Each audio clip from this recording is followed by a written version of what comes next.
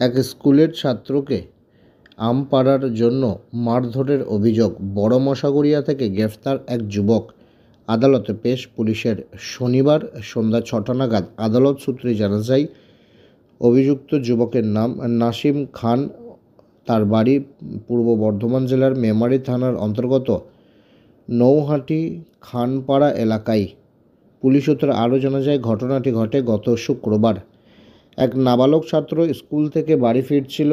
এমন সময় একটি আম গাছে আম দেখে সেই গাছের আম পাড়তে যায়, আর সেই সময় অভিযুক্ত যুবক নাসিম খান তাকে ব্যাপকভাবে মারধর করে। মারধরের ঘটনায় গুরুতরভাবে আহত হয় ওই স্কুলের ছাত্র। মেমারি থানায় ওই স্কুলের ছাত্রের পরিবারের পক্ষ থেকে লিখিত অভিযোগ দায়ের হয় অভিযুক্ত নাসিম খানের বিরুদ্ধে। মেমারি থানার পুলিশ নির্দিষ্ট অভিযোগের ভিত্তিতে অভিযুক্ত নাসিম খান থেকে গ্রেফতার করে এবং শনিবার তাকে নির্দিষ্ট ধারায় মামলা রুজু করে বর্ধমান আদালতে পেশ করে বলে জানা গেছে।